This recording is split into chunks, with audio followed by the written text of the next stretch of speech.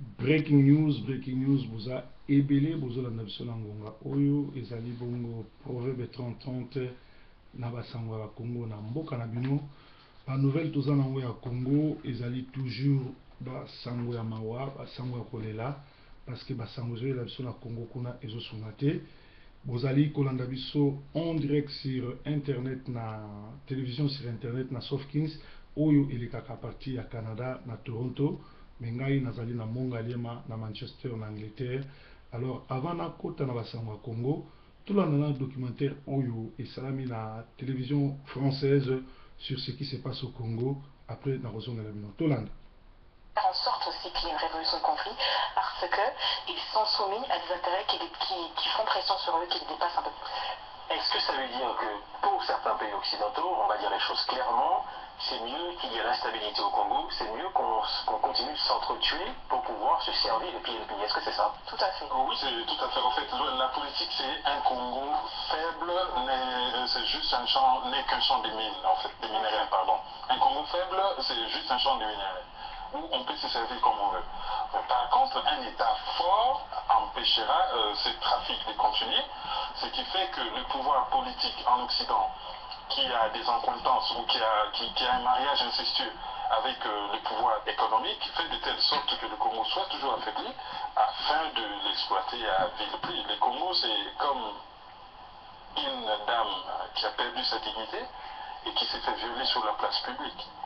C'est ça l'image qu'il faudrait dire, que des pays comme les États-Unis, l'Ouganda, le Burundi, le Rwanda, tout ça c'est à mettre dans le même sac. C'est-à-dire, comme on a dit tout à l'heure, il y a les commanditaires. Et les commanditaires, à la tête des commanditaires, c'est quand même les États-Unis, la Belgique, la Grande-Bretagne, on parle même d'Israël, le pays de la Shoah. D'autres pays se sont donc ajoutés et qui utilisent comme bras armés les petits pays, donc à la frontière est du pays, qui seuls ne peuvent pas déstabiliser un grand pays. Burundi, Ouganda, Rwanda. Voilà. Et cela est parti de ce qu'on appelait la politique de la Renaissance africaine mise en place par le président Bill Clinton. Et c'est parti là. C'est alors qu'il a recruté des dirigeants qui trouvent dynamiques, c'est Museveni, Kagame et certains dirigeants burundais pour mettre en place ce plan. Comment expliquer que le Rwanda, un pays qui n'a pas une armée aérienne, s'est retrouvé à 2000 km à l'ouest, disons, à 2000 km de ses frontières, donc dans la province du Bas-Congo, prendre les barrages d'Inga, couper l'électricité pendant plusieurs semaines à Kinshasa. Je vis de mes propres yeux des bébés mourir dans des couveuses parce qu'on avait coupé l'électricité dans presque tous les Congos pendant plusieurs jours. Et lorsque la population de Kinshasa s'est défendue parce que l'armée rwandaise est arrivée à l'est de Kinshasa, dans les quartiers Est, à 2000 km de chez lui, Madame Madeleine Albright, qui était secrétaire d'État américain à l'époque de Bill Clinton, a dit sur CNN que les Rwandais, genre des Tutsis, qu'elle a dit, constituaient la prunelle de ses yeux et qu'elle allait les défendre à n'importe quel prix. Alors justement sur cette question, il y a dans le film aussi, on évoque la question de la culpabilité de l'Occident qui n'a pas pu empêcher le génocide au Rwanda, et donc cette culpabilité les empêche de voir la vérité et justement d'aller régler le conflit. Il y a aussi la question des matières premières, on le voit, c'est vraiment au cœur de ce problème, 6 millions de morts. Justement en quelques années, ces gens-là ils sont tués comment? Qui les tue? Qui sont les responsables, Jean-Paul? En soi, vous avez plusieurs causes de mortalité. La première cause, c'est le conflit en lui-même, avec des formes d'agression particulièrement violentes, des villages qui peuvent être pillés, des écoles attaquées. Ensuite, vous avez des formes de mortalité qui sont indirectes, qui sont liées à la pauvreté qui gagne ces régions-là. Donc, des formes de mortalité qui sont liées notamment à la malnutrition, qui sont liées à la propagation d'un certain nombre d'épidémies. On parlera notamment du sida. Voilà. Donc en soi, c'est une mortalité directe et une mortalité indirecte qui, à long cours, en fait, donne ce chiffre de 6 millions de personnes. Parce que le conflit déstabilise toute la région. Oui, tout à fait. Voilà. Et à l'est, ça ressemble au Rwanda. C'est très agricole et c'est très montagneux. Et donc, quand on viole les femmes de ces villages, donc c'est vraiment la destruction à la base de la famille. On les détruisant le vagin avec des objets contondants. On a tout trouvé dans les vagins des femmes. Et donc, ça tue la population. C'est ce qu'on appelle fémicide. Voilà, féminicide, ça tue la population. Les femmes ne peuvent plus aller au champ parce que c'est là qu'elles se font violer, elles se font attraper. Donc il n'y a plus à manger dans les villages.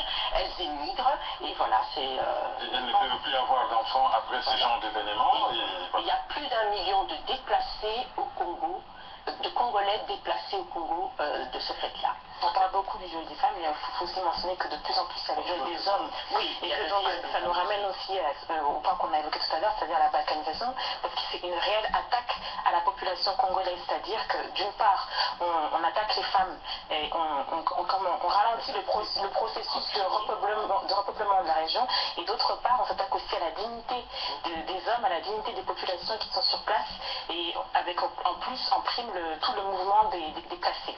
Alors, j'ai lu à ce propos un reportage où quelqu'un disait les jours où on a fait de moi une femme. C'est un homme violé qui racontait cet événement, c'était poignant.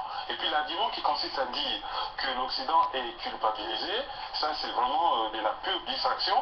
Si l'Occident était culpabilisé, ils allaient se dire plus jamais ça. Comme ils ont dit avec la Shoah, plus jamais ça. Mais il y a eu la Shoah, ils ont laissé faire au Rwanda. Et au lieu de stopper au niveau du Rwanda, qu'on puisse se limiter à un bilan pour le XXe siècle, principalement de 2 pays, puis qu'il y en ait d'autres, Israël et Rwanda, maintenant c'est le Congo. C'est juste pour ne pas voir en face leurs responsabilités. Merci, il y a un problème au Congo. Ils veulent un Congo faible, c'est juste...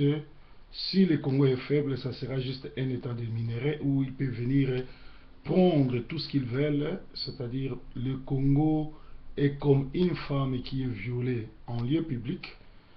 Cette culpabilité pousse, cette culpabilité des génocides qu'ils ont laissé, que la communauté internationale a laissé le Rwandais Paul Kagame tuer les Hutus rwandais, les empêche à agir au Congo.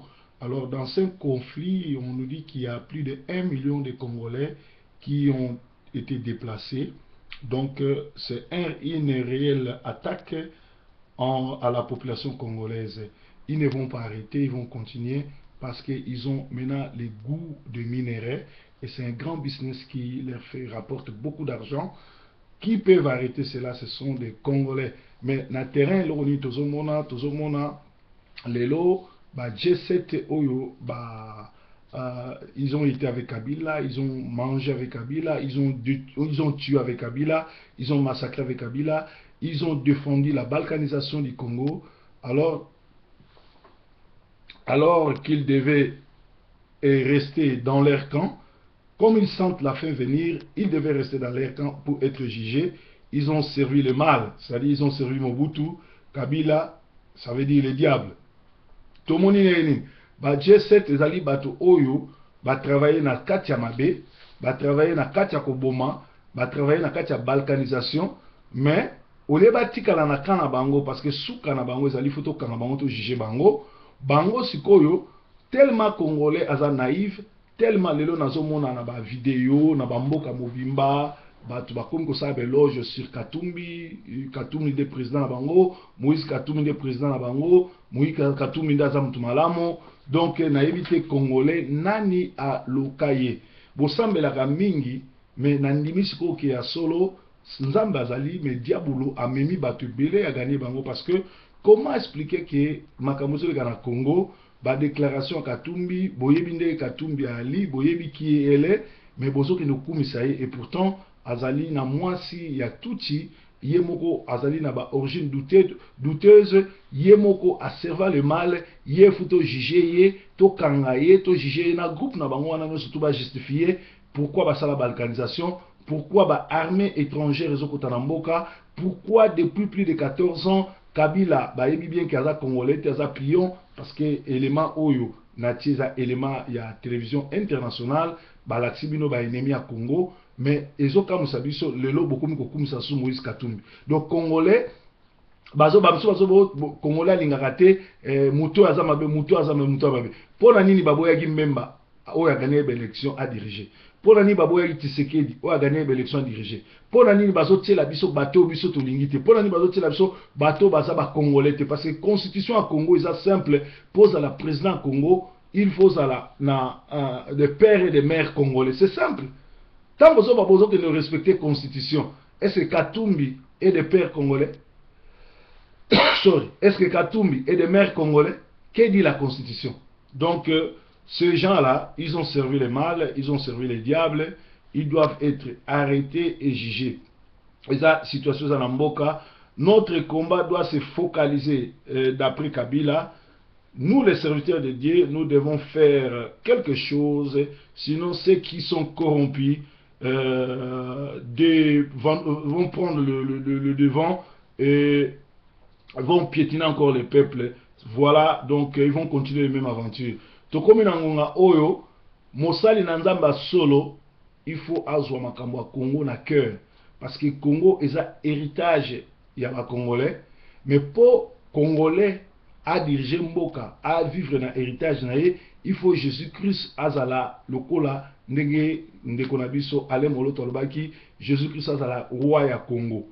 Aussi longtemps totika bandoki banganga bato basimbakisi ba continuer ko diriger peuple a continuer ko souffrir na esaki bino ke ceux qui Katumbi a commis président c'est-à-dire eloko mo salamité totika na biso libela ba combattant puis ba mususu ba kozonga mboka te tala lelo bato belé bazo kufa bazo kundaka bango awa pona nini po moya ko mema bango na mboka ya te mboka ezo occupé pe mboka soko kitikuna ezo sala mabe à part ba collabo eloko ni biso tokoki ko sala Batu oyo bazoya na opposition oya ba G7 baza ba sauveté baza ba ko apporter pe eloko mon côté mais ils veulent ce que comme les anglais disent they want to take advantage bani bazwa avantage ya musala oyo biso sali ya combattre la situation alors combat na biso il faut la focaliser sur après Kabila tolingi système mobimba Kabila ezala changer et comme ba chrétien il faut biso ba pasteur place tout aux alliés to focaliser to yeba qui est chrétien politicien moko na moko to yeba état d'âme naie parce que mikolo koya il faut Congo ezala état chrétien ezala naïf ezala état nende balobaka laïcité mais ezala état chrétien gouverneur chrétien bourgmestre chrétien président de la République chrétien ba ministre chrétien c'est alors que roi ya Congo et Jésus-Christ Nzambe pe Congolais a vivre gloire parce que nangonga oyo moko ya 10 commandements ezali oko adorer ba idole te l'église ebele bolandi documentaire ya ba français baza ko adorer ba idole pe bomoni mukuna ole avanda nete asali démenti ake kozwa mundimi na ye po asala ba aventure azo sala wana ko ya ko démentir ko bimsa ndire télévision française ekosaki et pourtant et qu'on s'arrête au mot qu'on a soit ça il faut aller qu'à sorry à se repentir mais tu regretter que à lancer ba fanatique naé pour basa la vidéo pour contrer makambo ba français ba lobaki parce que la réalité que moi na sa kufe se ba kundaki et ça été maman moi na muta problème et ali mukuna muta problème parce que mukuna na la plupart ba pasteur mingi bazana kati ya formation mingi batika nzambe ba pesa mu Congo alors ezo senga sikoyo biso basali na nzambe tozwa makambo mboka na motema parce que depuis kala ezala Abraham ezala Moïse c'était des serviteurs de Dieu soki bolimbozo les meilleurs ya Congo il faut bozwa ba vrai serviteur ba o bazo banga nzambe ba kutinote groupe wana nyoso tuté parce que même la femme la plus belle du monde ne donne que ce qu'elle a alors soki bolimbozo eloko moko malamu et pas ba pasteur et pas Congo il faut basali na nzambe nyoso basala impliqué toye baba nani baza ba chrétien bana ba chrétien parce que comment moto ake kozwa kisi ake kozwa pouvoir et pas nganga bokanisa ko la justice soki moto akozwa kisi et pas nganga a comme ministre a comme président a ko servir nganga a ko servir congolais te bolingo ko salate ni so salate donc ezali complot munene o esalami na mboka na biso sorry na mboka na biso oyo ezali ba multinational basali yango na complicité na ba état minene balobi États-Unis Amérique anglo-saxon Belgique France tout et tout kutu Belgique tilelo a considérer Congo lokola indépendante mais Congo lokola colonie naie alors makambo poesi là ezali ni dialogue, ezali ni élection, mais ezali soulèvement populaire oyo ekobalaye système mobimba ya ba Rwandais poto kene parce que balobi balingi Congo ezala na armée te, Congo ezala faible parce que balingi ezala état moko oyo servir bango na ba minéraux pe le Congo ekomi lokola femme moko oyo aza violée en public. Moi si oyo ba violé en public asili valeur, moi si wana arobima su na miso bato te, moi si wana arozalaka su na esengo te, moi si wana abando tambola kaka mutu na se, c'est ce qu'ils ont fait de notre pays. Na koinjectaka un Rwandais génocidaire lokola Kabila oyo aye na système na ye ko infiltrer nation ko sala nyonso tu wana. Tala résultat, tous en a plus de 1 million de Congolais déplacés, tous en a plus de 20 millions de morts, on va 6 millions, mais ça 20 millions, tous en a femmes violées, tous en a bana violées, bana oh baza disparu, bana ba kotina armée, bana oh ba bungi ba msu ba kufi, pe lisusu balobi ezali réel attaque na population congolaise, c'est-à-dire bazo sa la génocide, bazo luka ko exterminer population congolaise. Na kokotisa ba trouble, na kokotisa koswana, na kokotisa oyo bazobenga tribalisme, régionalisme. Normalement ezangonga oyo ba parti politique nyonso to fallait kanga bisaka biso to ko ba combattant na ba résistant pe totika ba déclaration na kosenga na batu nyonso lokola ba Bokechu ba Ngwanda batu nyonso to IDPS bokola na ebite Bokechu soki place ni azozwa na ebite Bokechu soki alama ele. Il faut aller à distraire bateau belé peto yebi ki azwaki mbongo et mususu ko ute pa ya moleka mususu ko ute pa kengo pour na otia ba désordre oyo. Donc aza vrai combattante parce que azoya pour ça la distraction o ba betier o ba sale Bokechu représente quoi na combat. Bokechu azali Rwandais te, Bokechu a Congolais, ennemi na biso ezali Tshisekedi te, ezali Ngwanda te, ezali opposition te, mais ezali groupe ba Rwandais ba Kamere ba twana nyonso na ba Kabila. Alors tout tika kosala ba blague ya ba vidéo ezangatina bomona botala ba vidéo na nga nyonso na yaka kosala ba analyse poto libérer mboka na yaka kosala ba blague te na yaka kosala ki végétarien te na yaka kosala ba kombo te botika ba vidéo ya kosala kombo botika ba vidéo ya kolakisa ba 16 parce que bolandi élément oyo tozana plus de 1 million ya ba Congolais oyo bazali déplacés. Tous en a plus de 20 millions de Congolais ba Koufi, tous en a bana ba Bungi, tous en a bana ba Kotine armée. Donc c'est le Congo qui est en danger. Il faut tout luka ko libérer mboka na biso. Alors ce qu'on ko libérer mboka nao, okoya na ba aventure te, okoya na ba analyse, okoya na makambo solo o ezotinda bato ba kende ko libérer mboka. Talande ko oyo asalaki alekaki na TV à Tanzanie, alobi ke Kabila azali tuti wande babomie. Kabila pesi mboko babomie. Soki mutu wana lobaki lukuta pourquoi babomie? C'est-à-dire biloko wana tant tozo na télévision, tant tozo na internet, toyaka pona ba blague te. Ngai ba titre na bino o mwana Tshisekedi afingi, o babeti Bokechu, o Ngwanda salibo, o Tshisekedi salibo, o balingi boy, o natala kango te po eza distraction. Natala ka mutu akoloba ndenge ni toko libérer Congo. Ndenge ni toko stopper ba G7 parce que bazo sala ya Kabila. Ndenge ni toko kotindika opposition at bimisa batu na libanda. O Gabriel Moki afingi, o asalibo etali ngai te parce que nangonga oyo naza ko focaliser ndenge ko libérer mboka nanga. Vraiment je vous en prie, bolakisa kimukolo na bino, bobima na ba aventure o ezangatina na babiloko o ezangatina na babiloko oyo ezokendaka pamba po ezali nango ndenge wana. Okoki jamais komela milike ya ngombe te pe oloba lisusu ke ngombe wana azamabe. C'est-à-dire okoki komela miliki ya ngombe te pe oloba lisusu ke miliki ya mabe. Soki miliki ya ngombe eza malamu, c'est que ngombe pe eza malamu. Comment yo ozoloba miliki ya ngombe eza malamu mais ngombe eza mabe? C'est-à-dire oyebi eloko ozosala te. Basango oyo toza nango ya Congo yango tozokepesela bino breaking news. Donc totika kobima na makambo wana, to kende na makambo oyo ya mboka oyo ko libérer mboka.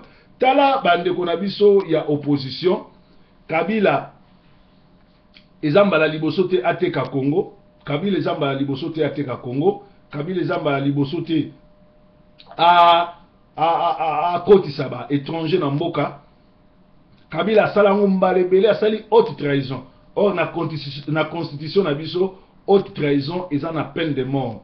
Mais loko zo salisa biso asali autre raison encore à côté sous armée rwandaise na mboka opposition dynamique ya corruption bayebi peke sorry bayebi peke ba suki kaka na kosala déclaration sans ko destituer Kabila ou soki batu oyo bazalaki ba patriote lokola ba Burkinabé occasion ya kobimisa population libanda pe kobengana Kabila na ba Rwandais na ye yango oyo.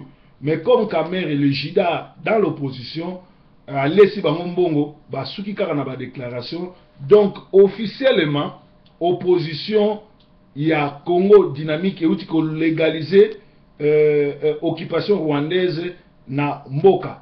Parce que ceux qui mboka na bino ya solo vraiment ba kotisi ba étranger ba policier ba soldats étrangers bon ça la déclaration te regola la pongi mais il faut déclaration na eza la suivi na ba action lokola o esami na Burkina Faso ko benga na mutu oyo azokotsa ba armée étrangère mais bino lokola bozo ça la politique ya ndoto politique ya lokuta bosuki kana ça ba déclaration pe bozongi entre temps bozali na Kamere aussi DC beti eti na nzoto oyo azola la pongite azoluka ndenge nini na akoki kokoma président Congo ye ko Rwandais azobatela Kabila ko traîner opposition erreur po batindika peuple akanga Kabila te totika masolo ya songolo mpakala totika makambo ezangati na objectif na biso ezali Kabila na système na ye bazala arrêter pour na ba crime na bango na Congo.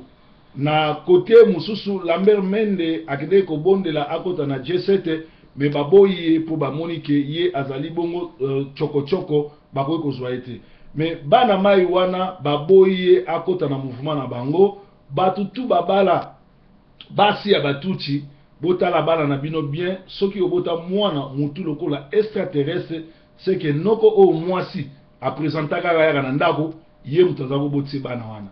Donc batu mingi babala batuchi bana oyo bobotaka bana na binote ba présentaka bino noko cousin moko ya na ndaku yende tata bana wana parce que okoyeba ke mwana oyo obota na mutuchi aza mwana note tala mutu na ye soko moni lokwa extraterrestre c'est que ezali ndenge wana pe lisusu na masolo ya Congo kaka tozo continuer tolobi ete ba ndeko na biso oyo ya opposition ba continuer ko décevoir pe bazola ksaki ba yebi combattre bazali ba traître parce que ba suki ka annoncer la déclaration pe ba koteli ata Kabila na ko destituer te pe ba lobeli ate loko moko te oyo congolais akoki ko bima libanda po azwa lokola leçon to azwa lokola ke bango ba bengani to la nananu déclaration ya ba politicien congolais oyo ya opposition toyoka makamuni ni balobi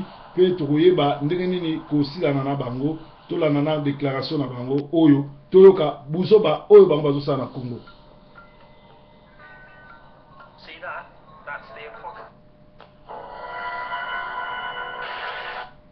Pour examiner la situation politique de l'heure, la dynamique dénonce avec véhémence l'invasion pour la énième fois des troupes rwandaises à l'est de la République, au nord Kivu, qui est à la base de l'insécurité généralisée, créée et entretenue par le pouvoir en place au travers de 1. La signature cavalière, le 24 septembre 2015 à Kigali, d'un accord léonais au contour flou entre la République démocratique du Congo et le Rwanda. Accord qui autorise sans avis express du Parlement les stationnements des troupes rwandaises en territoire congolais. Ceci rappelle les accords de triste mémoire conclus dans le même esprit avec le CNDP, le M23, etc. Accords qui ont coûté la vie à des milliers de nos concitoyens. La conséquence de cet accord est aujourd'hui l'exode massif des troupes rwandaises dans le nord Kivu, sous prétexte de traquer les FDLR. C'est vraiment inacceptable.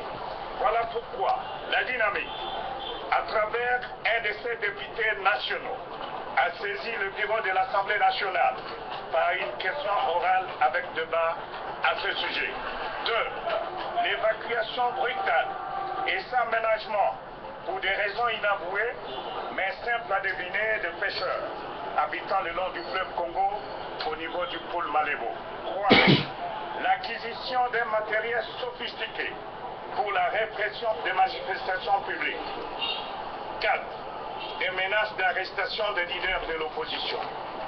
5. L'initiative combien malheureuse de 2 députés nationaux chantre un pénitent de la philosophie du glissement et du 3e mandat, tant recherché par M. Kabila, qui, toute honte au but, ose alors que le contexte ne s'y prête pas déposer une proposition de loi portant à l'organisation du référendum en République démocratique du Congo, inopportune, vexatoire et téméraire pour tester une fois de plus le caractère du peuple congolais, comme si les manifestations populaires du 19 au 25 janvier 2015 n'ont pas assez été éloquentes pour démontrer la ferme détermination du peuple congolais à s'assumer. La dynamique rappelle sa déclaration du 5 août 2015 qui énumère quelques initiatives téméraires du pouvoir qui ont échoué grâce à la vigilance, à l'éveil de conscience du peuple congolais et à son avant-gardisme. 1. Le projet de loi hâtive portant révision de quelques articles de la Constitution a avorté en 2014. 2. Les propositions rejetées de la CENI d'organiser l'élection des députés provinciaux au suffrage indirect et celle des sénateurs, gouverneurs et vice-gouverneurs en 2017. 3. L'omission par la CENI volontairement de programmer l'élection présidentielle dans son calendrier partiel du 26 mai 2014, calendrier a été rejeté. 4. La création pour les raisons de la cause et de l'ONU, une structure non fonctionnaire aujourd'hui enterrée. 5. Les projets de modification du calendrier électoral, global non consensuel, inconstitutionnel, irréaliste, dangereux et intentionnellement subchargé du 12 février 2015 a implosé. 6. Les couplages contestés de scrutins locaux et la mise en place dans la précipitation des nouvelles provinces. 7. Le projet de loi portant répartition des sièges pour les élections locales a été rejeté par l'Assemblée nationale le 15 janvier 2015. Merci beaucoup Landa litani na bango, c'est-à-dire balobi que Kabila azo entretenir a créer pe azo entretenir ba foyer ya guerre na est a sali on ba liboso ta sala on ba la kala pe balobi susuke azali asombi azana acquisition de matériel pour na commater neni soulèvement populaire. Alors boyebi biloko wana boyebi pe ki azo sala biloko bongo bosuki ka bongo boke kolala. C'est-à-dire que ce n'est pas Kabila qui est mauvais, mais tout ça na opposition ya ba bandi, ya ba voyou, ya ba incivique, ya ba collabo parce que likambo bango ba moni pe ba lobby so que zaki na Burkina Faso ça mandé wana te. Alors bo sala ba blague na bino, bo sala ba biloko no bozo sala mais na ba ki ba vidéo tout bozo sala ezali ba matière ya ezali dongo ba pièce ya conviction oyo to ko jijaka bino nango.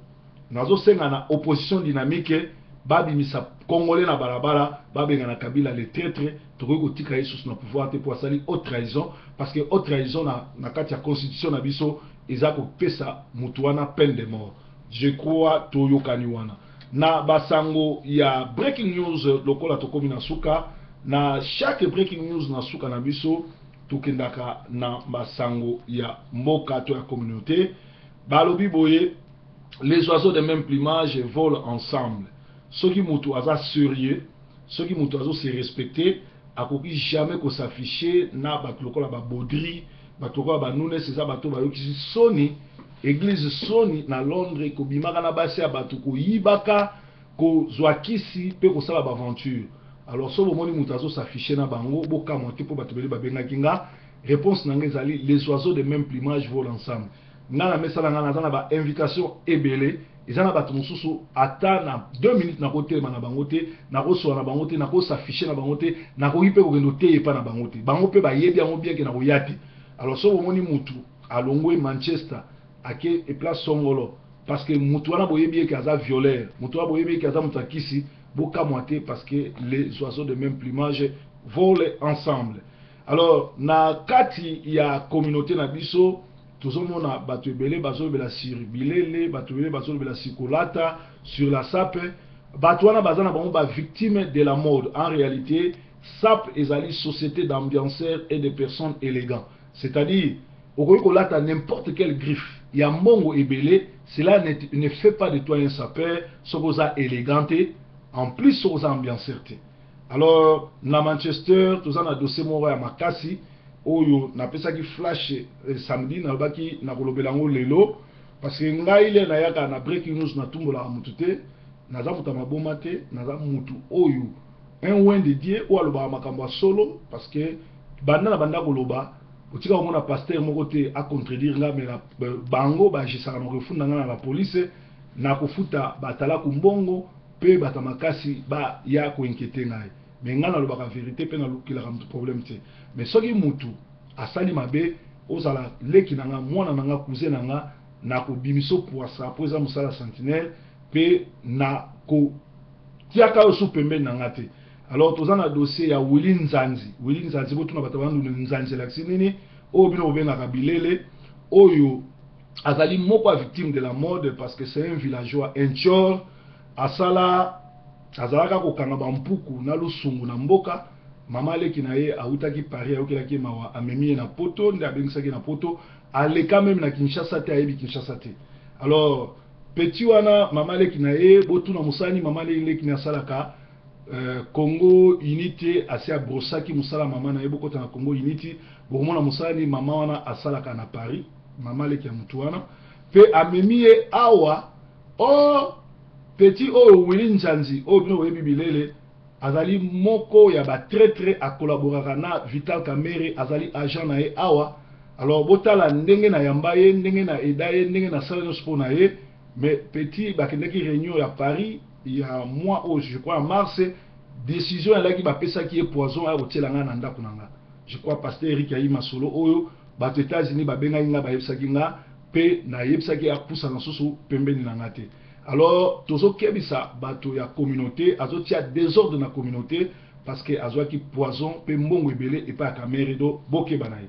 Alors soki aza sérieux abala mwana bato po papa bezi auti okufa tokundi ye vieux wana ake na souci ya monene po vieux bezi avant kufa ayebaki ke sango ke petit wana Willy Nzanzi akotaki libala epa nigérienne azokosa mwana na ye donc vieux ake na souci makasi. Alors à ma qualité il y a pasteur de la diaspora na panzi groupe na ye ya Kimpangi groupe ya Kimpangi tikali kaka moko oyo ya babobo pe tokosenga na bobo bokebisa mutu na bino bozalaka na ye aza bilobaloba mingi oyo bobengi na kombo ya Ben aza impoli bilobaloba ali koloba trop kogangela basi ya bato pe bopese conseil parce que makambo asalaki na matanga na salle ya église à mission kokende olanda basi tina toilette eza malamu te donc bokebisa ye azoyokisa ba ndundu soni.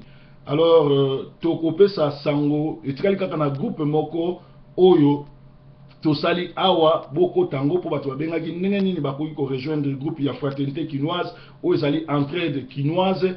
Fondateur ezali bongo Patrick Mangasa Nzete Moindo, pasteur Eric Muzangi pe Didier Forme Songo alata kalande ba vice-président tokosenga na mutu surtout à Kota. Alors impolitesse ya Willy Nzanzi amanka ba vienne surtout ya communauté mais asala ki erreur parce que mukolo yo biso na Cyril na pasteur Eric toke ko pesa 3000 livres aux communautés et tiaki pour matanga petit wana amanka ki communauté respect pe tolobaki tokosila na ebotuna Cyril a robet la bino solo le petit baebaki na village c'est un chor yango aza impoli.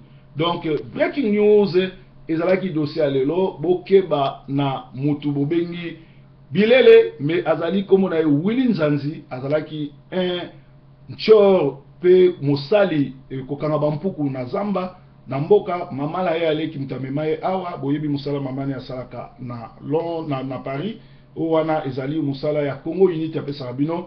azali agent ya Kamere batindi awa atia ba poison pe atia confusion donc tokeba na ye tozala ne mayele na kati ya communauté na biso tokeba na ye mingi donc tozali bongo na breaking news esilaka na loyembo ya Lakwanzila toyoka loyembo ya Lakwanzila pe moto moko akoteyama bokeba na ba traître Kamere azolota butu na moyo azoyeba ndenge nini akokoma présidente asombi ba villageois ba ntior baya kotiela bato ba poison bokeba na sina yebisi bino masolonga na kosala likambo te na lobaka vérité soki omoni ke na kosi senga débat na plateau tokoleka pe na ko démentir te mais na ko confirmer makambo na lobi ngai na bangaka te naza Congo Unity te oyo abatamaka na sima nga na telemaka na sali na caméra moto nyonso to amoni elongi na nga ayebi ke proverbe moto alobi pe proverbe azali bongo na raison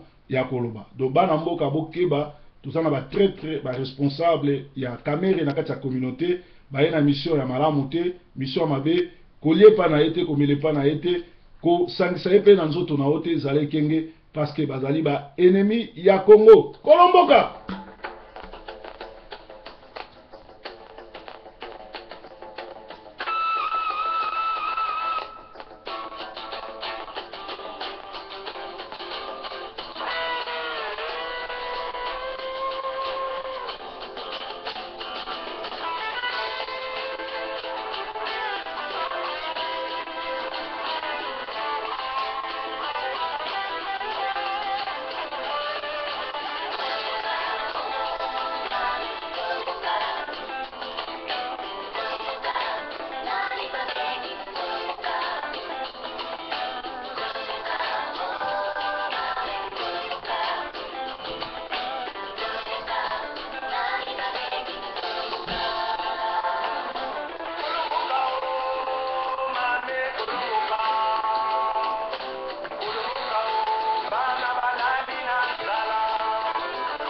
Bunda po na mboka na yo telemela ba kolabo surtout ba représentant ya Kamere na UK.